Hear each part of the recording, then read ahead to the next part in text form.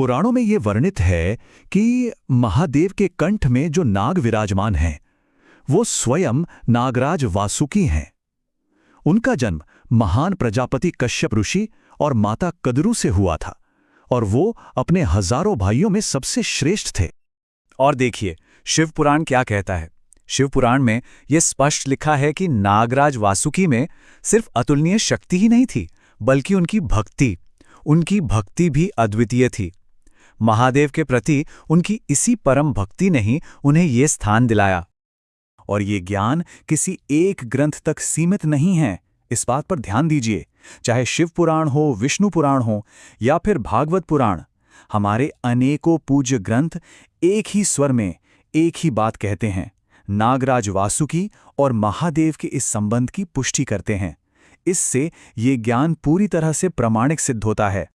अब हम चलते हैं उस एक निर्णायक घटना की ओर जिसने वासुकी को हमेशा हमेशा के लिए भगवान शिव से जोड़ दिया। ये कोई साधारण घटना नहीं थी, ये एक ऐसी घटना थी जिसने पूरे ब्रह्मांड की दिशा ही बदल दी थी।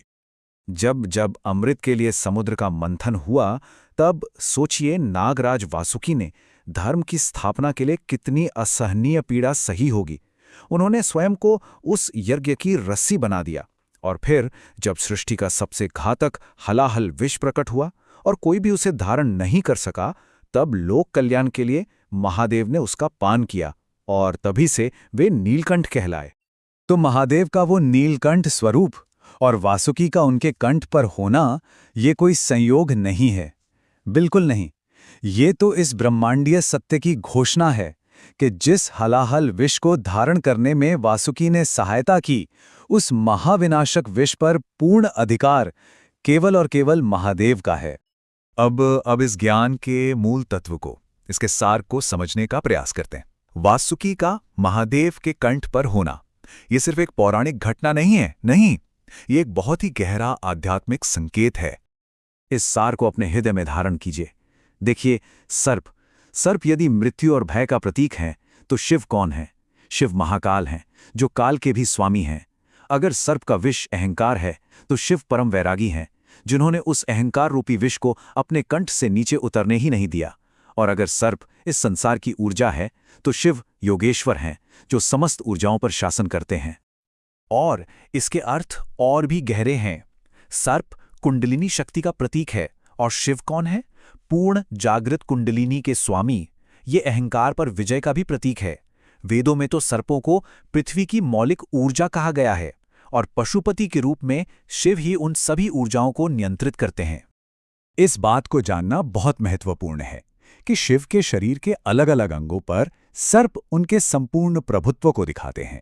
जैसे कंठ में सर्प का होना विष पर नियंत्रण है, भुजाओं पर सर्प का होना शक्ति और कर्म पर नियंत्रण है, और जटाओं में सर्प का होना वो तो स्वयं काल पर, समय पर नियंत्रण का प्रतीक है। तो अब इस पूरी दिव्य कथा से जो अंतिम और सबसे गहरा आध्यात्मिक निष्कर्ष निकलता है, अब हम उसकी ओर बढ़ते हैं।